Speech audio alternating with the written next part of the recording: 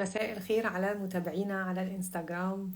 مساء الخير على كل الناس اللي يعني بتتابع الفيديوهات اللايف او الريلز او الستوريز بهدف وبنية كده ان هي تستفيد حاجة كتير قوي. لما يعني بتعرض للسوشيال ميديا بلاقي حاجات كأنها غير هادفة كده وحاجات كأنها بتضيع وقتنا، فبسعى دايما لما اقدم حاجة على السوشيال ميديا يكون محتوى كأنه مفيد وهادف.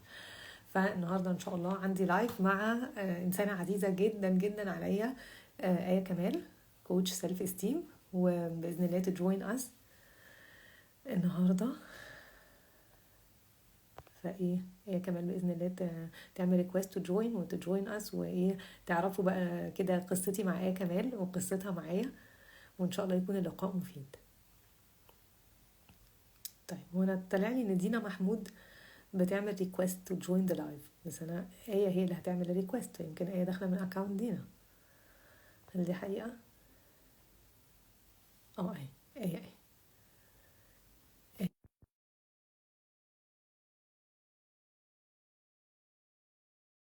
كمال. وآية كمال بقى اللي يعرفني ويعني تعامل معايا عارف أكيد عن آية، أو بيسمع عن آية أو تعامل مع آية، لأن آية كده إيه، ماسكة الراية معانا في حاجة مهمة. تمام. مساء الخير يا آية.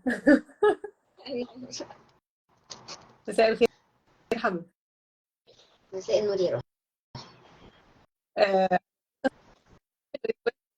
فقلت يمكن لا، لسه آية زي ما أنا. مساء الخير يا آية. طبعا سعيدة جدا إن آية كمان معايا النهاردة فيديو لايف. يعني أنا طبعا هطلب من آية إن هي تعرف نفسها، بس بعد ما تعرف نفسها أكيد أنا هضيف إضافة. فآية عرفينا كده، آية كمال، مين هي كمال اللي انت فينا ان احنا نعرفه عنها؟ آية كمال اللي أحب الناس تعرفها، هي إنسانة. بحب قوي قوي أشتغل مع ناس إن هي تعرف نفسها أكتر أو تحب نفسها أكتر. بحب قوي أساعد الناس. بحب بشتغل مع الأطفال، بشتغل character education teacher، بشتغل self esteem coach and trainer، وبشتغل شوية حاجات كتير كده مع بعض بس. بالظبط. فآية كده اللي يعرفها يعني هي بتشتغل مدرسة وفي نفس الوقت بتشتغل كوتش، بتشتغل بتشتغل. فآية كمان أول معرفتك بيا كانت سنة كام؟ 2018. فبقى لنا كده سنين واكتر من 5 سنين. احنا تقريبا بيقطع، بس انا مش عارفه المشكله عندي ولا عندك. انتي سامعاني كويس؟ بصي، كأن الشاشة عندك مبكسلة شوية، بس أنا عندي باينة إن أنا كأني واضحة. ويعني عندي نفس الكلام. طيب خلاص خير. ف آية كمان بقى احنا نعرف بعض من اكتر من 5 سنين، وطبعا هو احيانا كده في لما يدخلوا حياتنا الواحد يحس ان كأن في رزق كبير قوي دخل الحياة. ده اللي حصل لي مع آية كمان، كان رزق كبير جدا ربنا سبحانه وتعالى بعته لي من خلال آية، بالذات ان يعني آية زي ما قالت بتحب تساعد الناس. هي دلوقتي شروق بيقطع فعلا. طب شروق ممكن تقول لنا؟ فآية كمان بقى من الناس آه، لما دخلت كده طرقنا اتقابلت، بقت هي مسؤولة مشاريع المجتمع في فريق كون إنسانا، وعلى أيديها بقى حققنا مشاريع كتير وإنجازات عظيمة ودربنا. هي بتقول إن أنا صوتي بيقطع، أنا صوت آية واضح بس صوت كمان بيقطع فعلا. طيب، عادي كده، انتي بالك. هحتاجوا تقولوا لي تاني، لو قطع تاني قولوا لي، وأنا بقى على فآية كمان بقى فريق المجتمع معانا فريق كل إنسان، وعلى إيديها بقى عملت كتير ومشاريع كتير وحاجات كتير قوي قوي. فطبعا ممتنة جدا إنك النهارده معانا، وممتنة على كل الطريق مع بعض في مشاريع المجتمع وتوليكي مسؤولية كن إنسانا. فربنا يديك الصحة يا آية. تقدري تعملي. الحمد لله. يا رب. طيب، احنا النهارده في اللقاء بتاعنا from a new perspective. وانا كده لما كنت بسأل آية، هو بالنسبة لك مثلا لما انت دخلتي معايا كورس بعنوان Your Mentor to Success، ايه اكتر حاجة فرقت معاكي؟ فقالت لي نظرتي للنجاح، او ازاي بشوف النجاح، كده حاجة معينة يعني بيرسونال. ده بقى المثال هي تقول لك دخلتي الكورس بتاع Your Mentor to Success امتى؟ انا دخلت الكورس بتاع المنتور في نوفمبر 2018. كانت اول راوند خالص اتعمل فيها الكورس. اوكي. كناش بقى اصلا اوير هو ايه الكورس ده ولا اي حاجه. هو في كورس ايمان هتعمله، يلا بينا خلاص يعني. التراست بتاعي كان فيكي عالي، فكان خلاص يعني احنا داخلين ومش فاهمين. بعدين الناس بدات تفهم من بعدنا ايه اللي حصل في الكورس. هايل. فانت دلوقتي لما دخلتي الكورس وكنتي في راوند 1، احنا الشهر دوت بنقدم الكورس للمره الحمد لله. فتخيلي انت من اول الناس لما دخلتي في راوند 1، هي ما كانش اول كورس تقديم معايا صح؟ لا، اخدتي قبله كورس البولت. انا اخدت قبل البولت، والشهر اللي بعديه اخدت البولت جورنالينج، والشهر اللي بعديه طلعنا الكامب، والشهر اللي بعديه اخدت يور منتور. ما شاء الله اخدتي كورس بعض وكده. طيب قولي لي ايه اللي شجعك ان انت تخشي كورس يور منتور تو سكسس؟ ايه اللي كنت بتدوري عليه؟ انت وقتها كنت بتشتغلي صح؟ وقتها كنت بعمل ايه؟ كنت وقتها بتشتغلي صح؟ اه كنت بشتغل. ايه اللي شجعك ان انت تاخدي كورس يور منتور تو سكسس؟ بصي، هو اول حاجه شجعتني ان اخد الكورس هو ان انتي اللي بتدي الكورس. فعشان انا اخدت كان معاكي حاجات تانية، فانا كنت شفت يعني ايمان بتشتغل ازاي وبتدي ازاي من قلبها. وانه اي حاجه انا هانفست فيها مع ايمان، انا فاهمه ان انا هاخد الفاليو اضعاف من الحاجه اللي انا بعمل بيها انفستمنت. دي اول حاجه. تاني حاجه ان انا كنت آه، ببدأ فكرة ان انا لسه عندي شغل تاني، اللي هو بقى انا لسه بعمل بيج، وببدأ الباث بتاعي انا بقى بتاع السيلف ستيم كوتشنج وكده. وكنت عايزة افهم هو يعني انا حاسة ان الحياة ماشية بس فيها حاجات ماسنج، بس انا مش عارفة ايه الحاجة الماسنج. فلما انت بدأتي تقولي ان هو هيتكلم عن الترو سكسس، مش السكسس العادي اللي احنا نبقى فاهمينه او اللي هو احنا كلنا متعودين على معناه، فبقيت انا عايزه يعني افهم اكتر هو ايه هو بالنسبه لي فعلا السكسس اللي انا هحس بيه ان انا ام سكسسفول، مش اللي الناس بتقول هو ده السكسس. فدي كانت من اكتر الحاجات اللي خلتني اموالين ان انا عايزه اشترك في الكورس ده. حتى لو انا ما كانش عندي اي ديتيلز عنه غير ان هو فيديوز، كل فيديو بيبقى فيه في الاخر assignment، وفي الاخر احنا لو عايزين اي سؤال بنسالك. فانا عشان عارفه ان انا هقدر اوصل لك لو عطلت، وانا فعلا كنت بوصل لك لما بعطل، فكان بالنسبه لي خلاص يعني انا هتعلم من ده ان شاء الله. طيب مبسوطه قوي يا ايه ان انت ذكرتي ان انت في وقتها كنت عندك فكره ان انا هبتدي تاني، انا ببتدي تاني اعمل باراليل جنب شغلي، وفي حاجات ميسنج كده. ايه اللي لما دخلتي الكورس يعني لقيتيه كان ميسنج ولقيتيه في الكورس؟ عشان احيانا بتقول لك ايوه يعني مثلا ما انا عايشه يعني، بس انا مش كده مظبوطه يعني. بروح الشغل مثلا مثلا بلعب رياضه ظابطه، فايه اللي هيظبطها؟ كلمه ان في دي بلاقيها متكرره. ايه اللي انت كنت شايفاه ان هو ميسنج ومع الكورس هو ايه ده؟ ايوه هو ده اللي كان ميسنج. بصي، هو في كذا حاجة الصراحة. أول حاجة لما خدنا الحتة بتاعت إن إحنا نعمل سكان للإنفايرمنت بتاعتنا، اكتشفت إن أنا في حاجات كتير سحبة طاقتي تماما، بتخليني مش قادرة أعمل أي حاجة خالص بعد الشغل. والحاجات دي هي ممكن تكون بالنسبة للناس حاجات هبلة قوي، بس بالنسبة لي هي حاجات فارقة معايا قوي. فاكتشفت إنه لأ، هو أنا مش عايزة أكمل في ده عشان ده ساحب طاقتي تماما. لما عملنا الفيوتشر سيلف، وبعدين تخيلتني كمان 5 سنين، انا ساعتها كان عندي 27 سنة. فلما تخيلتني كمان 5 سنين، ايه ده؟ ثانية واحدة لا ثانية كده، هو انا دلوقتي كملت 5 سنين؟ ايه ده، انا اتخطيت. لما ساعتها بقى الفيوتشر سيلف كانت بتتكلم معايا، ما تخيلتش عمري ان هيبقى بعد 5 سنين بالظبط انا بتكلم عن الفيوتشر سيلف. انا دلوقتي مخضوضه، اصبري انا هرجع اركز معاكي ثانيه انت واحده. لما 23 عدى ال5 سنين اللي انت بتتكلمي عليهم. بالظبط. فلما عملتها حسيت انه لا، هو في حاجات تانية انا هو عايزة ان انا اكون حققتها، مش ان انا ابقى بس بعمل الحاجة اللي انا بعملها دلوقتي. يعني مثلا انا بتطوع من وانا عندي 15 سنة، واشتغلت بده كتير، بس انا كنت حاسة ساعتها ان لا، انا محتاجة المس حياة الناس بطريقة مختلفة. فلما كتبت كده ونويت، ربنا رزقني بالمشاريع بتاعت كون انسان. كنت ساعتها مقررة ان انا لا، انا عايزة ابدا اعمل ورك شوبس وان انا المس حياة الناس اكتر. ففعلا يعني في اخر السنة 27 انا بدأت عملت اول ورك شوب في حياتي. سبت اصلا الشغل اللي انا كنت بشتغله وبدات اركز في حاجات تانية خالص. فالفكره لما بدات اشوف تفاصيل صغيره في حياتي، يعني هو من المميزات بتاعت الكورس ده بالنسبه لي ان هو خلاني ابدا اشوف تفاصيل انا ما كنتش شايفاها وانا جوه حياتي.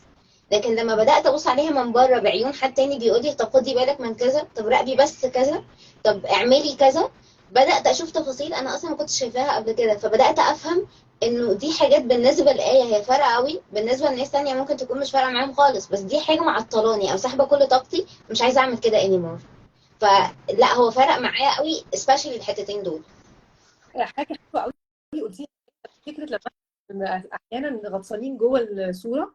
فانا فاكره شيري اختي، احد الحاجات الامثله اللي هي دايما بتديها، بتقول مثلا السمك اللي جوه الميه هو مش مدرك لو الميه ملوثه، لان هو جوه الميه غير اللي واقف من بره الميه شكلها عامل ازاي. فاحنا كتير قوي بنبقى في حياتنا غطسانين جوه تفاصيل حياتنا، وبنلاقي نفسنا احنا مش مدركين ايه اللي مضايقنا، غير لما بنبتدي حد يقول لنا لا بصي اطلعي بره واقعدي على حاجه اسمها الاوبزرفر سيت، يعني كرسي المشاهد كده، وابتدي اتفرجي على الركن ده من حياتك والركن ده. فالكورس طبعا فيه كده بقى اطلعي بره وشوفي الدنيا عامله ازاي. فلا بينور طبعا حاجات. وقتها انت قلتي فكره ان الحاجه بتسحب طاقتي. انا خلال الاسابيع اللي فاتت دي، الجيران اللي فوقينا بثلاث ادوار بيشطبوا، واحنا من ساعه الساعه 9 الصبح لغايه الساعه 5 مفيش. النهارده دي حاجة ابتديت ادور ان انا اليوم اللي انا بشتغل في البيت بدل ما اشتغله في البيت اشتغله بره، خلص من الدوشه دي. النهارده اول يوم مفيش دوشه. فقلت الواحد لما بيكون مدرك ان هي في شويه حاجات صغيره ممكن يغيرها او ممكن ينتبه لها، وهي كانها ايه الحاجه الميسنج. ممكن يبقى الميسنج حاجه بسيطه، ان انا في عاده او في اكل انا ما باكلوش مظبوط، او الميسنج ان انا ما بنامش كويس، او الميسنج ان انا صوت دوشه حواليا. تدور على الميسنج وتبتدي تدور معاك تفرق. خليني اسالك يا ايه كده، فكره بقى ان هو ايه النجاح من منظور جديد. ازاي كانت فكرتك يعني النجاح قبل الكورس، وبعدين فكرتك بقت عامله ازاي النجاح بعد الكورس؟ فكرتي عن النجاح قبل الكورس كانت انه انا مكمله مش بستسلم، يعني انا مكمله one way. بعدين اكتشفت ان هو ساعات لما احنا بنقول لا انا همشي دلوقتي او ان انا هجيب اب دلوقتي، ده في حد ذاته نجاح، بس هل ده تبع الحاجه اللي انا فعلا عاوزه اوصل لها ولا لا؟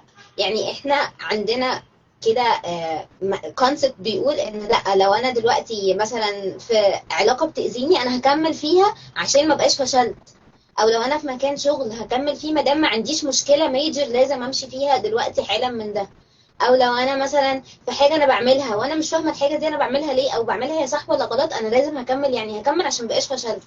فاكتشفت ان انا عشان ما بقاش فشلت في شويه حاجات بحتاج ان انا اعملها، مع ان الحاجات دي بتاذيني قوي، ومع ان انا لو وقفتها هو ده النجاح ان انا قادره اوقفها، مش النجاح ان انا اكمل فيها وهي بتاذيني. فبدات ابص للموضوع من ناحيه تانية، هل انا فعلا كده بفشل ولا لا؟ هو انا كده بنجح بس بطريقه مختلفه. فلقيت ان لا، هو انا لما بسيب حاجه بتاذيني انا بنجح بطريقه مختلفه، لما بعمل حاجه تانية بتاذيني او بعمل حاجه تانية انا نفسي فيها هو انا كده بنجح بس بطريقه مختلفه. مش شرط بقى الناس اللي حواليا شايفينها نجاح ولا لا.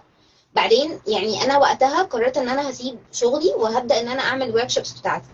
لما خلصت سنه، يعني عدى سنه من ساعه ما بدات الورك شوبس بتاعتي بطلت اشتغل، عملت ريفلكشن، وده من التكنيكس اللي احنا بنتعلمها هنا. عملت ريفلكشن على السنه كلها وقت عيد ميلادي، لقيت ان انا لا، انا وحشني جدا ان انا اشتغل مع اطفال، هو الموضوع فارق معايا نفسيا جدا.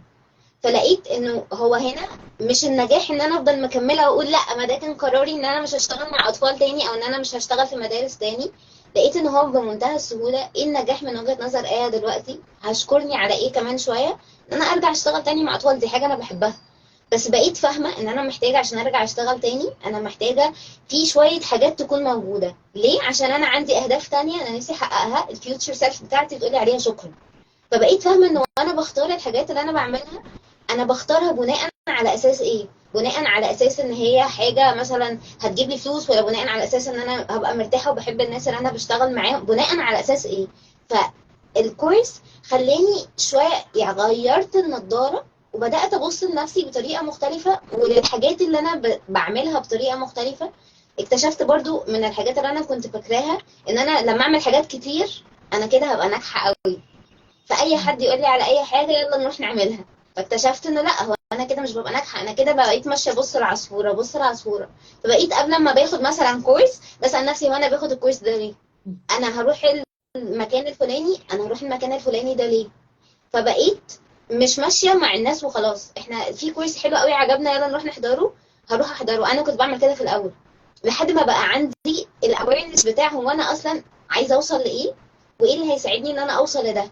فهل ده حتى لو كل الناس بتشكر فيه هيساعد آية انها تنجح فعلا، ولا لا هو ساعد الناس فهو يلا نعمل كده وخلاص.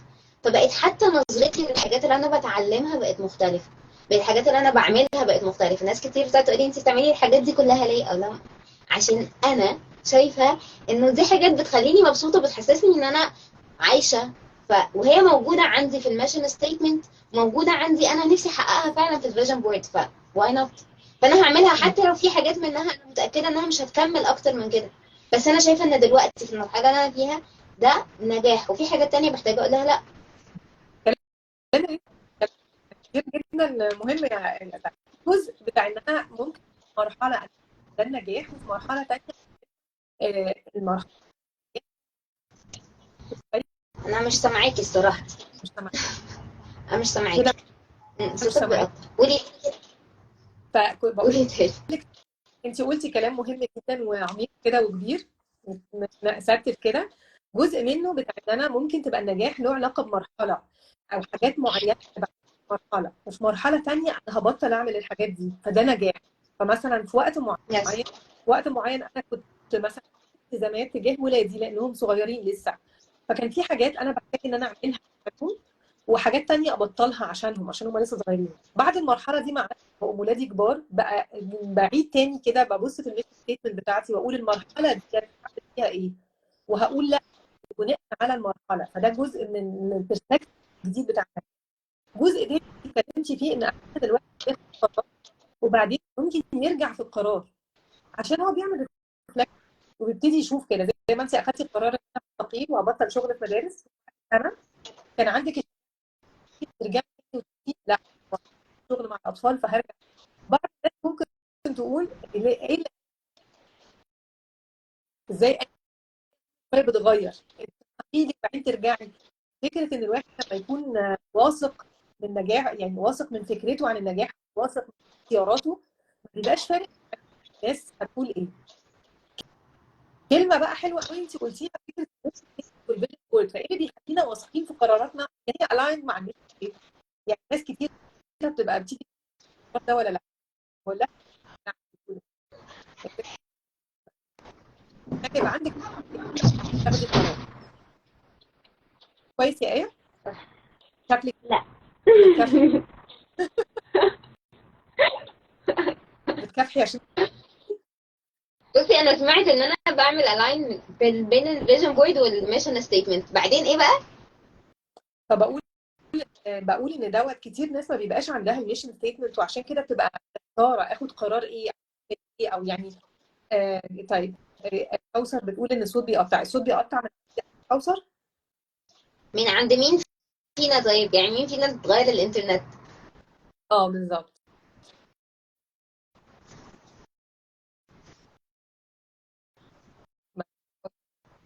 مين اللي الصوت بيقطع؟ لو من محتاج ان الواي فاي وما فكره 3 هيشتغل من عند ايه.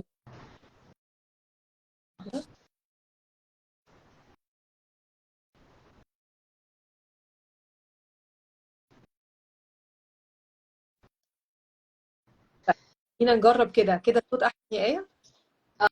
او كده احسن. الحمد لله، ربنا يستر.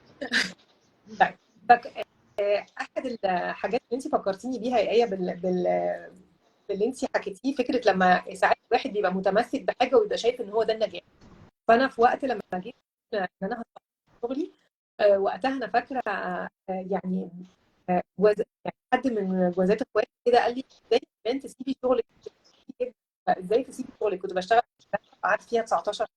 فقال لي ازاي تسيبي شغلك انت ناجحه جدا. فقلت له يعني ايوه انا هعمل حاجه ثانيه، ما تقلقش يعني في حاجه ثانيه هعملها. وقتها كنت شايفه ان ده النجاح، ان انا ابتدي حاجه from scratch. خالص. وقتها كان عندي بقى الفيجن ان انا يبقى عندي مكان واعمل كورسز. ده نورك يا زهره، شكرا جدا. يعني عندي رؤيه ان انا اعمل حاجه مختلفه. ف بقت النجاح ان انا احيانا ممكن ان انت تسيبي حاجه مع ان انت ناجحه فيها عشان انت عندك رؤيه لحاجه تانية عايزه تتحركي لها، مع ان انت ما عندكيش فيها لسه اي حاجه، يعني فاهمه انت صفر فيها. فتخيلي كده النجاح ان انت بتسيبي حاجه. وبعدين لما انت كنتي بتقولي ان بص تقول لا ده واحد او ده انا، لا انا ده محتاجه اعمل الريفلكشن عشان اعرف ايه اللي ناقص. فكره الريفلكشن هي واللي هي التولز اللي انت بتتكلمي عنها دي فكرتيني برضو ان انا بعد يعني بعد ما استقلت من شغلي في يوليو 2017، وبعدين قعدت كذا شهر بقى اشتغل في كورس، وجيت في يناير اول يناير حتى عليا بقى بعد ما استقلت يناير 2018 وقعدت تحت شجره كده. دي شجره بحب الريفلكت. وقلت طب تعالى ايفالويت. بعد ما ابتدينا بارادايم شيفت، ابتدينا نقدم كورسز وكده، لقيت ان انا وحشني جدا خدمه المجتمع. وقتها حسيت ان انا لا، انا مش هينفع اكمل من غير مشاريع خدمه مجتمع. ده كان دور كبير من ادواري في المدرسه اللي كنت فيها، قائد في مشاريع المجتمع. فوقتها فكرة اعمل فريق خدمه مجتمع. وقتها في نفس الشهر نزلت معاهم مشروع في مستشفى بتاع سرطان الاطفال. وفي مايو بقى كان الحمد لله ابتدينا مشاريع خدمه المجتمع بتاعت كل انسانا، وابتدى بقى الطريق اللي احنا كله. فكتير الواحد هو فانا طالما ناجح في حاجه ما اسيبهاش. واصل الناس تعرفوا انت وانا ما عملناش كده. الكورس نور لك ان انت ما تعمليش كده، ما تفضليش مكمله في النجاح وهي مش النجاح، او ما هياش نجاح كامل زي ما انت قلتي كده الترو سكسس. فبعد ما اخدتي الكورس بالظبط. لو تعرفي الترو سكسس. انا بحس بالنسبه لي ان الترو سكسس ان انا احس من جوايا ان انا مرتاحه، يعني انا بعمل الحاجه وانا حاسه كده ان مفيش خناقه، مفيش جلد ذات. انا فاهمه، انا بصحى كل يوم الصبح فاهمه انا بعمل ايه وبعمله ليه، وقبل ما انام ابقى متاكده ان اليوم ده انا زدت فيه ولو حته صغيره. فده بالنسبه لي الترو سكسس، ان انا بحس ان انا راضيه عن نفسي وان انا بعمل حاجه فعلا بسيب بيها اثر، عشان انا الاثر من الفاليوز القويه بالنسبه لي. فحتى الايام اللي بتعدي عليا، يعني انا حاطه في البوجو بتاعي الفيجن بورد والميشن ستيتمنت. فانا كل يوم بعمل ريفلكشن على الاثنين دول. فممكن يبقى انا بالنسبه لي اليوم انا ما عملتش فيه حاجه، بس لما ابص مثلا للفيجن بورد الاقي ان انا كلمت حد بحبه، فايه ده، طب ما انا عملت دلوقتي منه حاجه. انا كنت فاكره ان دي مش نجاح او دي مش حاجه ستيب انا بقدمها لقدام، بس هي طلعت نجاح. فالموضوع ده ساعدني جدا ان انا ابقى حاسه وفاهمه هو انا ماشيه على التراك اللي هو بالنسبه لي الترو سكسس، ولا انا مش ماشيه على التراك. طول ما انا ماشيه على التراك والحاجات اللي انا نفسي احققها انا بعملها ولو حته صغيره قوي منها في اليوم، فكده انا فعليا انا تمام. يعني انا بالنسبه لي هو ده الترو سكسس. نرسية جدا على ردك. عايزه اعلق على حاجه هنا انت قلتيها، بس عايزه اطمن الاول يعني متهيألي دينا بتسال، دينا محمود بتسال قالت كلمه البوجو، وقلتي ان انت بيبقى عندك في البوجو انت كانك بترجعي وتقولي كاني عشت بترفلكت وبتقولي عشت بالميشن والفيجن ولا لا. دي احد التولز المهمه جدا. وانا فاكره المره اللي فات مع كان يوم الاحد كان عندي لايف. وقتها كان السؤال آه، مع اسماء قبيسي، ولما هي قالت البوليت جورنال برضو ان انا بستعمل البوليت جورنال، وواحده سالتنا هو ايه الفرق بين البوليت جورنال وبين الكورس ده. وانا قلت لها اعتبري ان البوليت جورنال كانه المطبخ اللي انت هتطبخي فيه وصفه النجاح. فكأن دلوقتي لو انا الناس بتقول ايه الريسيبي، ايه وصفه النجاح، بقى البوليت جورنال كأن سؤال كده صغير جدا. ايه اللي انا امبارح الرساله الشخصيه بتاعتي، وايه اللي عملته له علاقه بالفيجن بورد. ففي ايام مثلا بيكون الفيجن بورد ان انا جمعت مع، وفي ايام رياضه، وفي ايام ممكن ان انا طلعت في لايف زي ده، ومثلا ان انا خدمه مجتمع، اني مثلا اتصرفت باخلاقي في موقف مثلا مر عليا مش سهل، وهكذا بقى. فبتبقى لذيذه مش بس ان هو الميشن والفيجن، لان ممكن أحياناً بنروح نختار حاجه وتدينا الميشن والفيجن وخلاص. احنا لما بنيجي بقى يبقى عندنا تول نستعملها ان احنا نسال نفسنا كل يوم هو انا ماشيه على الفيجن وانا ماشيه على الميشن، بعد شويه بيتحول الديفولت سيستم بتاعك زي ما انت قلتي كده، فبقيت عايشه كل يوم ما بقى عارفه وانا راضيه عن نفسي وراضيه عن الكورس. لا انا مش سامعاكي، قولي تاني. قولي تاني.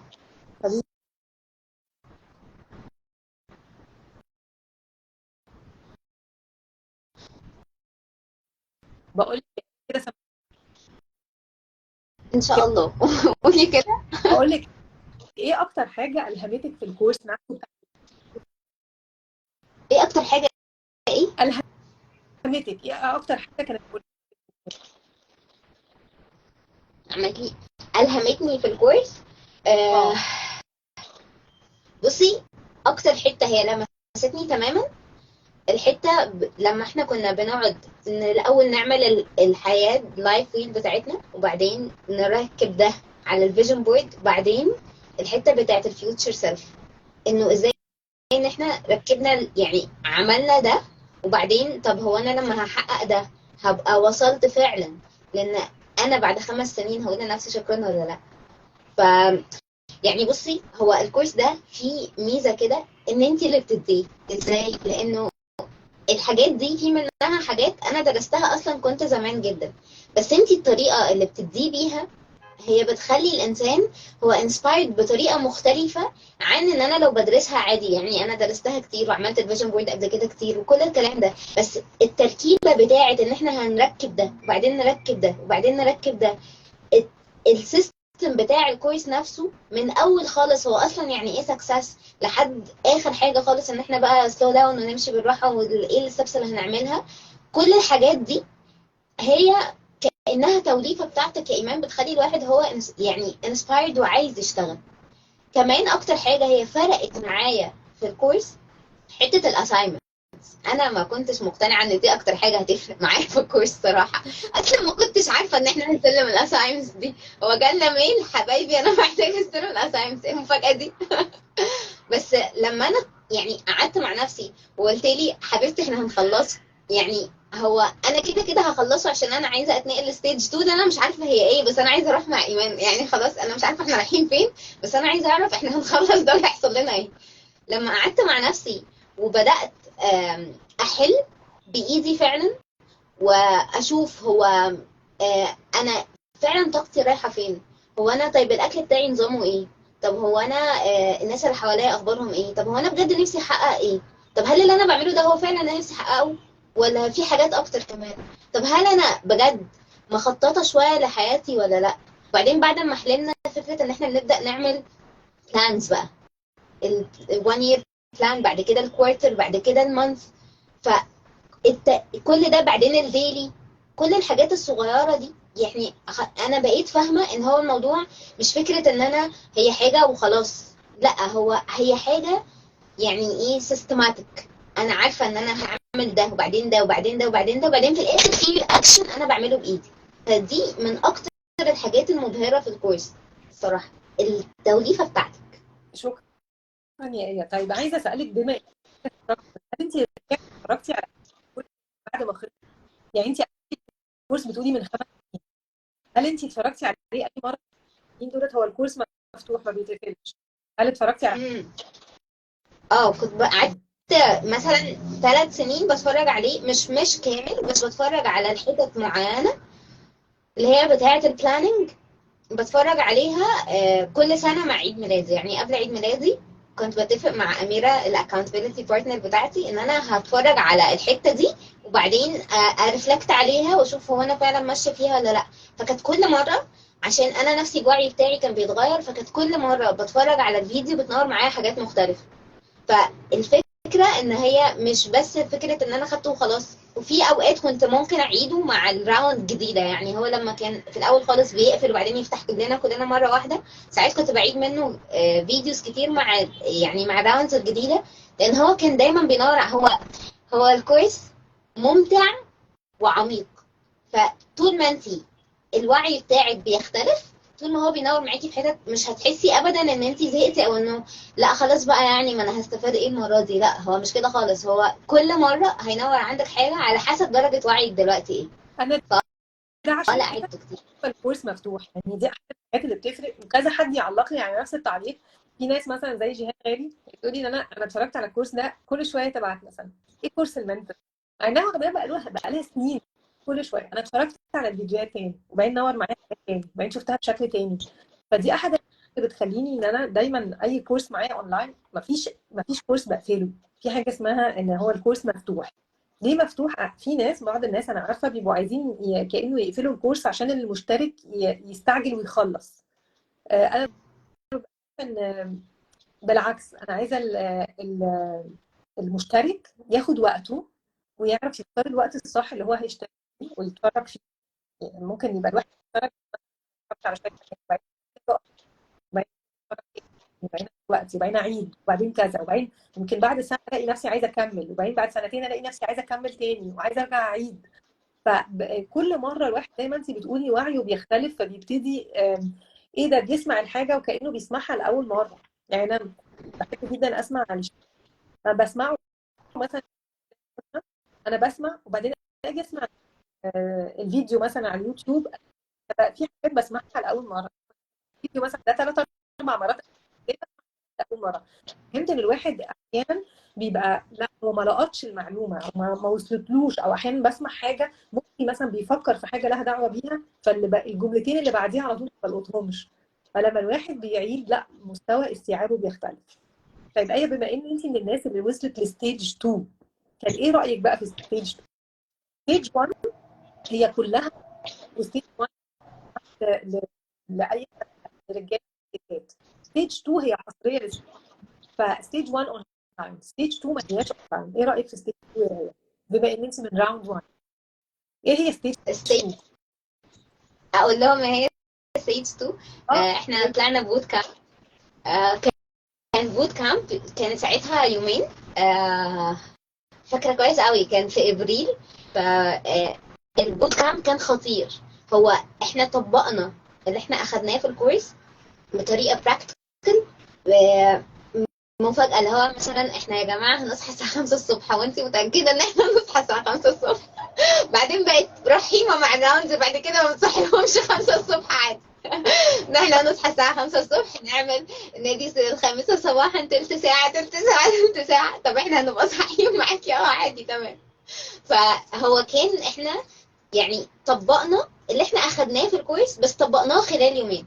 وبعد كده الحقيقه كل كامب انت عملتيه للناس اللي خلصت البروجرام ده، هو يعني مش بس فكره ان احنا بناخد معلومات اكتر، هو فكره ان احنا بنطبق الكورس بطريقه مختلفه. فبقى انا اوير وانا في حياتي انا ممكن اطبقه بالطريقه دي، او ممكن اطبقه بالطريقه دي، او ممكن ينور عندي اصلا الحته دي، او ممكن ينور عندي الحته دي. فكل حاجه انت بتعمليها او عملتيها كل كامب، او كل مثلا كتاب لخصتيه، او كل حاجه فيديو زودتيه على الكورس، هو في حد ذاته تجربه. عشان كده انا بالنسبه لي المنتور من اغلى، يعني انا البولت ليه مكان عندي لوحده عشان ده اول حاجه انا دخلتها. بس المنتور هو من اغلى واقيم الحاجات، لان هو بكل اللي بيحصل بعديه هو غني قوي، بيخليكي تشوفي نفسك بطريقه مختلفه تماما، بيخليكي تعرفي حاجات انت ما كنتيش عارفاها لوحدك. مع بقى ان احنا الكامبس هي بالنسبه لي انا، لان احنا بنبقى قاعدين بايتين يعني بنعمل حاجات كتير بقى مش هينفع نقولها هنا. هو لا اكسبيرينس مختلفه تماما. طب يعني الاكسبيرينس تبقى عامله ازاي؟ يعني واحنا في الاونلاين الواحد بيبقى بيتعلم لوحده. لما بنطلع الكامب انت جالك بقى الفرصه ان انت تقابلي ناس ثانيه هي بتدور على سكسس، وممكن ناس من ظروف مختلفه. يعني انا عارفه ان انت وقت مثلا ما طلعنا انت كنت في العشرينات، في ناس ثانيه معاكي في الخمسينات زي جيجي مثلا. فتخيلي بقى انت شخص ومعاكي حد في نفس الكورس وفرق بينكم هو عمره اكتر من ضعف عمرك، يعني هو عمره فرق بينكم وبين بعض 30 سنه. فكان وقتها ده العائد بتاعه عليكي عامل ازاي؟ فكره ان معاكي ناس تانية بتسعى في نفس الكورس وطالعه معاكي الكامب وفي نفس الوقت سنهم مختلف عن سنك وممكن ظروفهم مختلفه عن ظروفك، ده فرق معاكي. بصي كنت بحس انه هو يعني احنا بنتعلم نفس الحاجه، بس كل واحد الاكسبيرينس بتاعته بتزود للتاني. فانا كآية مثلا انا كنت من اصغر الناس اللي اخدت ده، بس الفكره في حد ذاتها انه انا صغيره، بس انا مثلا بتكلم مع جيجي، فانا باخد منها خبره. بتكلم مع اي حد كان بيبقى معانا ساعتها في الكورس. انا فاكره انه الكامب بتاع البوت كامب، اول كامب ده، هو عمل فرق جوهري في حاجه في حياتي، عشان في مره احنا قعدنا نتكلم فيها مع بعض، وكل واحد يعني سمعوني كلهم. فانا لما اتكلمت في الحته دي بالذات، هي عملت لي هيلينج بطريقه مختلفه، فغيرت لي حياتي. فانا مثلا ما كنتش متخيله ان ده ممكن يحصل، بس لما انا ببقى موجوده في مكان فيه ناس مختلفه باكسبيرينسز مختلفه، انا بحس ان انا بعيش حياه على حياتي. يعني انا حياتي بالاكسبيرينسز بتاعتي، مع ان انا بتعلم حاجه جديده، وبتعلم حاجه بتجربه ناس جديده، فمش محتاجه انا اللي اخوض المواقف كلها. بالعكس، انا بحس ان ده بيخليني اكبر من سني بكتير، لان انا بقيت عندي اكسبيرينسز بتاعت ناس كتير. وانا من حظي الحمد لله، الحمد لله، يعني ان في حاجات كتير قوي من اللي درستها انا ببقى صغيره فيها، فانا بتعلم من ناس كبيره كتير يعني. فبقى عندي النولج بتاعت ناس باكسبيرينس بتاعت ناس. ده خلاني انا مش بس حياه آية، هي بقت حياه آية عليها شويه من حياه ايمان، شويه من حياه جيجي، شويه من حياه منى. ناس كتير قوي، فخلوا حياتي نفسها انا بصلها بطريقه فعلا مختلفه. آه، فكرني بمقولة كنت قريتها. الغبي هو اللي بيعمل ويقع في الغلطة تاني. ده الإنسان الذكي بيعمل غلطة خلاص. الإنسان هو فكرتيني كده بالمقولة دي، بس مش شرط إن هي أخطاء من تجارب. فأنت تخيلي إن أنت بتتعلمي من تجارب الآخرين، بنضم وبنسمع بعض. ان انت اتكلمتي مع ناس وعملت لك حاجه تحفه يعني. مع بعض وبتطلع ثلاثه. طبعا احنا الاول ابتدينا، وبعدين بقينا 3 ايام بليلتين، وبعدين بقى 4 ايام ب3 ليالي، من كتر ما الناس تبقى مش عايزه تروح وتقول خليها اسبوع. فقد ايه بتفرق مع الناس بتتكلم نفس اللغه، فاهمه يعني ايه الفيجن، ازاي يعملوا الاين، ازاي يعملوا ريفلكت كل الكلام. توصفي بجمله هتوصفيه بايه؟ لو اوصفه بجمله، اوصفه ان هو نضاره جديده للحياه، بشوف كل حاجه بطريقه مختلفه. آه، ف دي بالنسبه لي يعني الشركه البراند بتاعنا يعني بارادايم شيفت. الجمله بتقول change your lens change your life. فلو انت بتقولي نظاره جديده للحياه، فكأن الكورس هو الايند بالظبط مع الجمله دي، او مع البراند بتاعتنا. طبعا انا قبل ما اعمل الكورس ده، انا مريت بتجربه شخصيه. يعني التجربه الشخصيه ديت دقت فيها طعم بقى كتير. من بعديها ابتديت اقرا واتعلم واعمل واعمل الفيجن بورد، ومشيت رحله شخصيه انا. من اول ما انا كنت ضايقه طعم المجال زيف، لغايه لما قدرت اقول ايوه انا فاهمه وبختار ازاي نجاح. آه، آه، قلت وابتديت اقدم بقى كورسز عاديه. ابتدت ناس تطلب مني منتورنج، وبعد لهم منتورنج لقيت ان هم ما عندهمش رساله شخصيه، ما عندهمش وضوح للرؤيه، ما عندهمش رؤيه 5 سنين، ما عندهمش فيجن بورد. فابتديت اقول هو احنا الالهام ليا اوفر خطوات. افضل تايهه كده وبلف الدوائر من غير ما ابقى عارفه عايزه اروح فين، والفيوتشر سيلف عايشه ازاي، بتحرك ازاي زي ما انت قلتي، واعمل اختيارات ازاي. الكورس لما تيجي هو نظاره جديده للحياه، فهو ده البارادايم شيفت.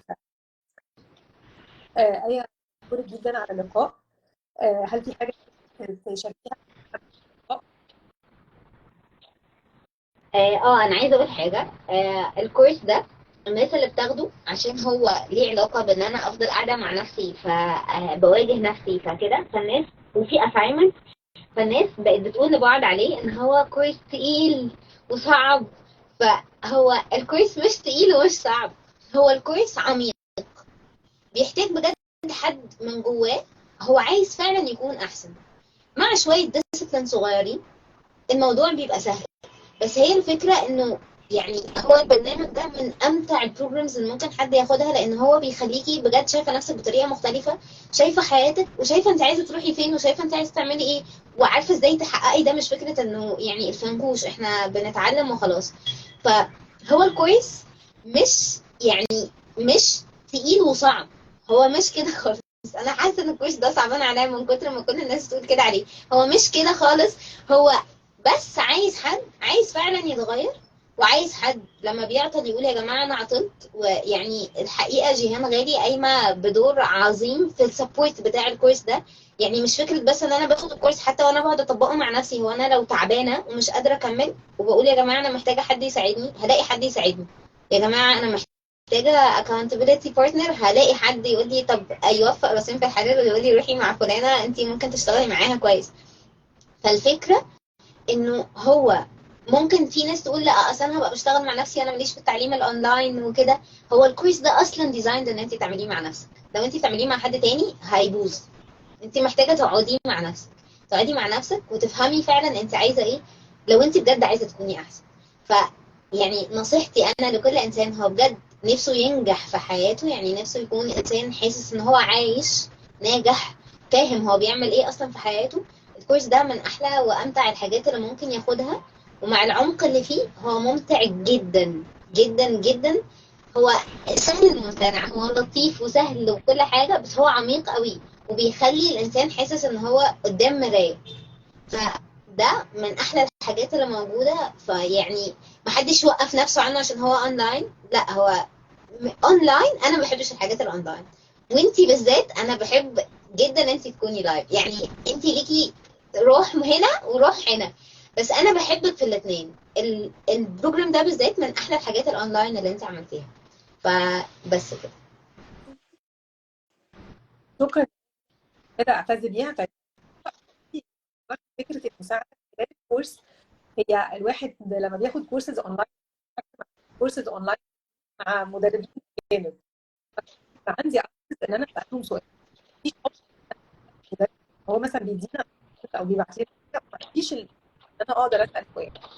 اي كورس بقدمه على الاونلاين اكاديمي عندي على كاجابي، هو بيبقى فيه مساحه ان الناس بتسال سؤال في الفيديو وانا برد عليه، مش كوتش انا شخصيا برد عليه.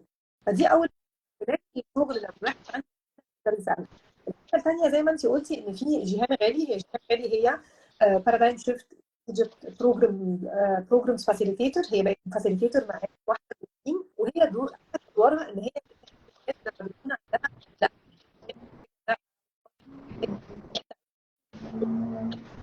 الحاجه الثالثه اللي احنا ضفناها بقى فعالة، ان يبقى في كل شهر كوتشنج سيشن مع الناس البارتيسيبنتس. فدي كانت اضافه للكورس، يبقى كان في متابعه معاهم. انا بعمل كوتشنج سيشن، بعمل معاهم متابعه، تبقى كانها جروب كوتشنج سيشن، بعمل متابعه في مساعده عشان تو اكتيفيت نجاحهم في الكورس.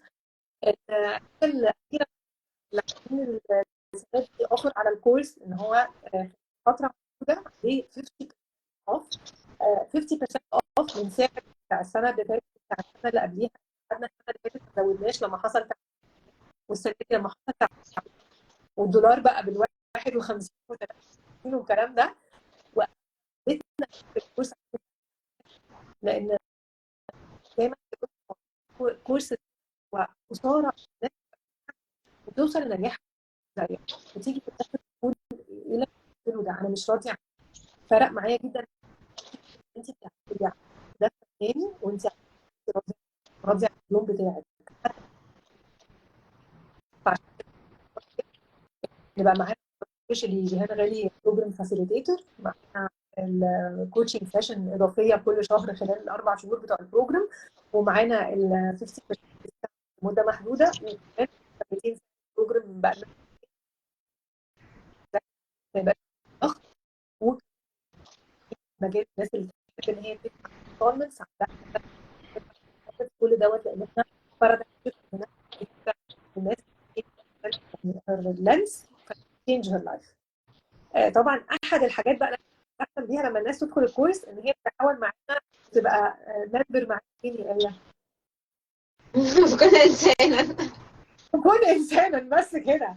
لان الحياة مختلفه بصراحه، الواحد بيخدم المجتمع وبيخدم نفسه قبل ما بيخدم.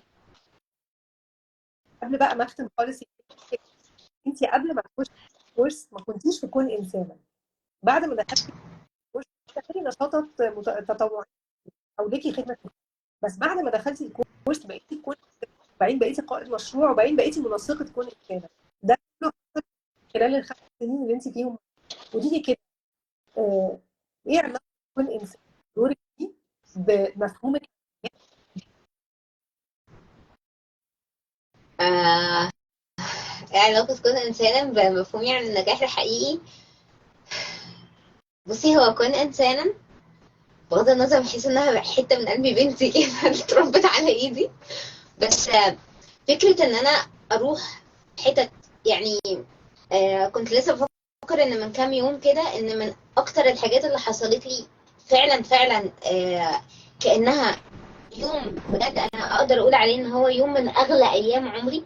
يوم ما كنا في كفر نافع في المكتبة بتاعة الشرقية، نجوم بنات صغيرين كده. فانا قررت اسيب الالوان جوه واقعد شويه مع البنات، وبعدين قعدنا نتكلم شويه، ومش عارفه انا مش فاكره ايه اللي جاب سيره الجنه في الموضوع. بعدين فبقول لهم لما ندخل الجنه بقى ندور على بعض. فراحت بنت فيهم قالت لي انا هدور عليكي. قلت لها هو انت اصلا عارفه ان اسمي ايه؟ قالت لي ايوه انت اسمك ايه، انا هدور عليكي في الجنه. هي لما قالت لي كده انا حسيت انه يعني هو ربنا خدني من القاهرة وداني الشرقية، والطريق صعب جدا وقعدنا كتير، وكنت بجد يعني خلاص كان يوم حلو كده. فده علشان يرزقني ان انا اسمع الجمله دي او ان انا اقابل البنات دي. فانا اكون انسانه، فكره ان انا بخدم غيري، فكره ان انا بعمل حاجه بساعد بيها حد. هو كاني بجد بعيش حياه مختلفه تماما. انا بحس ان انا فعلا عايشه. يعني دي من اكتر الحاجات اللي بتحسسني ان انا عايشه، لما اشوف حد هو فرحان بحاجه احنا عملناها، مشروع واحنا بنفتتحه. لما ابص على حاجه وهي قبل ما تبدا خالص وهي في الاخر خالص. لما يجوا الناس مثلا بيتعلموا في صفاء او في برامج الانجليزي يقولوا لنا هو، ولما واحده جت قالت لنا هو انا جوزي ما كانش مصدق اصلا ان انتوا بني ادمين اجتماعيين، هو كان متاكد ان انتوا بتعملوا حاجه غلط. فان مفيش حد مستعد ان هو يتطوع قوي كده ويعمل الخير ده كله دلوقتي. فاكيد انتوا مش يعني انتوا اكيد يعني نصبايا. بس فين النصبايا؟ فضل كتير لحد ما اتاكد ان انتوا مش نصبايا. فلما بلاقي ان الناس يعني ان احنا قادرين بجد نسيب اثر وان احنا نغير حياة بني ادمين، ده بالنسبة لي هو النجاح الحقيقي. يعني ان انا عايشة وان انا بعمل الحاجة اللي اسيب بيها اثر، وان انا بساعد غيري، وان انا بحط حياة على حياتي وحياة الناس اللي حواليا، وان انا بعلم الناس انه من غير ما بقول لهم ساعدوا بعض، انا اوتوماتيك لما هما بيحسوا بالفرق بتاع ان حد ساعدهم فهم يبقوا عايزين يساعدوا بعض. ده هو بالنسبة لي مش بس النجاح، هو بالنسبة لي الحياة. هي دي الحاجة اللي أنا بحس إن أنا لو ده آخر يوم في عمري هفضل أعمل الحاجات دي من غير أي مقابل، أنا هعمل كده. لأن هي دي الحياة. هي دي الحياة اللي أبقى بجد عارفة إن أنا فاهمة أنا عايشاها ليه، وفاهمة أنا رايحة فين، وما عنديش أي مشكلة أبذل فيها أي نوع من أنواع المجهود بكل الطرق الممكنة، بس أحس إن أنا فعلا بعمل ده. فكون إنسانا بالنسبة لي يعني لا هو شفت فيه حاجة بصي يعجز اللسان عن النطق. شفت فيه حاجات كتير قوي. شفت فيه حاجات كتير قوي قوي آه تخليني احس ان لا هو انا عايشة. هو حياة. يعني ان الانسان يعمل ينزل يخدم غيره، حياة. حياة مختلفة تماما. مفيش حد هيفهمها غير اللي جربها. يعني لو احنا قعدنا نقول عليها كتير، لا. من اعلى الحاجات اللي بتخلي الانسان هو يعني انا اللي غيرني في حياتي اصلا من زمان قوي ان انا كنت متطوعه، وان انا كنت بنزل وبحاول وبجرب، فاكتشفت في نفسي حاجات تانية كتير خالص. لما بدات في كون انسان ابقى ليدر، وابدا بقى فعلا اعمل فرق، واشوف تاثير ده، واتعب واتفحت واحس واقعد اعيط ان انا خلاص تعبت مش قادره، وبعدين احس ان اول ما اشوف النتيجه اعيط تاني من السعاده انه ازاي الحمد لله ربنا استخدمني في ده. لا لا لا، حياه تانية خالص خالص يعني. حياة. شكرا يا ايه جدا على الكلام اللي انت قلتيه. ربنا الهمني ان انا اسالك السؤال بتاع كون انسان. حاجات بقى كتير كتير انا اتعلمت منهم، المفاهيم بقى عن النجاح والنجاح، ومنها ان كتير قوي السوشيال ميديا والزمن صدر لنا فكره ان انا بقيت راكبه عربيه باكس، وعندي بيت بواي، وعندي فلوس في البنك كذا وهكذا. وده مش عيب، ان امتى هيبقى ده غلط؟ لو وقف عند هنا يبقى محتاج ان الواحد، ان انا محتاجه واي زد. فانا عندي كل ما زاد الاكس والواي والزد اللي عندي، كل ما بقى عندي مسؤوليه مجتمعيه اكبر، فكل ما دوري بقى في المجتمع محتاج يكون موجود اكتر. فبيوصل بقى لفعلا مفهوم النجاح الحقيقي، فان انا ليا كونتريبيوشن، ليا مساهمه. فلما بنيجي نقول الترو سكسس، انا احد الحاجات اللي كانت موجوده في الكورس المعادله بتاعت سكسس، وفيها كان جون جاي اللي هو صاحب مدرسه مارك فينس المريخ والزهره، كان بيتكلم على ان كل انسان كان الغايه من وجوده في الحياه لما بيكبر في السن انه يفضل يتعلم ويتحسن ويعمل، وبعدين يجي بقى عند سن معين يبتدي to give back to the community، يبتدي يساهم في المجتمع. ففكره ان الواحد فاهم ان هو ممكن في مراحل معينه يكون تو سكسس بالنسبه لي ان انا اهتم بعيلتي، او تو سكسس في شغلي او بدرس حاجات كده، بس محتاج يكون في دايما محطه كده ان انا time to give to the community. فطبعا لما ببص لفريق الانسانه، طنط ماجده، عندنا طنط ماجده فريد هي اكبر واحده سنا ومقاما كده في الفريق معانا، وعندها 67 سنه، وبشوف ان هي الفيرست تايم تو جيف باك تو ذا كوميونتي عندها ان اللي هي الترو سكسس بقى بالنسبه لها ان هي تو جيف باك تو ذا كوميونتي. وببص عليكي انت يا ايه، وانت ازاي في سن مثلا السبع دخلتي كون انسان، وبمنتهى الشجاعه والحماس والعطاء ابتديتي تو جيف باك تو ذا كوميونتي. بخبطك بصراحه يعني، بقول ايه ده. بس عشان كده بعمل لك ستريتش كتير بصراحه، انا هريتك ستريتش.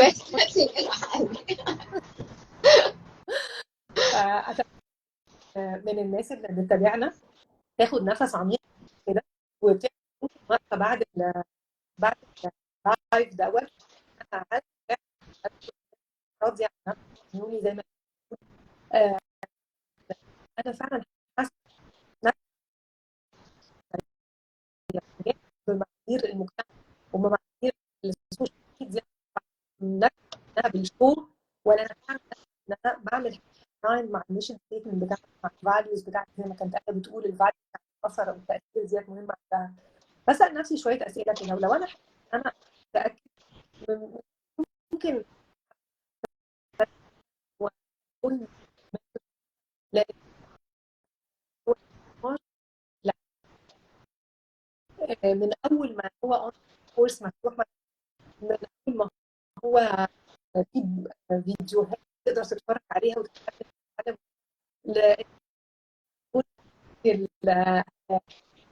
البونس، لان انت الكوتش المنتور بتاعك على طول. يعني انا عندي ناس يعني دخلت مثلا الكورس من راوند 2، من راوند 2 ده كانت مثلا ابريل 2019، هو بيبعت لي اسئله لغايه دلوقتي. انا اصلا كنت في الراوند الثانيه فما فيش وقت ارد عليه. فبالعكس دي حاجه تساعدني قوي، الناس تبقى لسه بتطبق وبتتفرج وبتطبق. فانت عندك حد على طول خلاص اون بورد، بقيت في المركز مع الناس ده كومنت تقدر يعني تطلع معاها كلام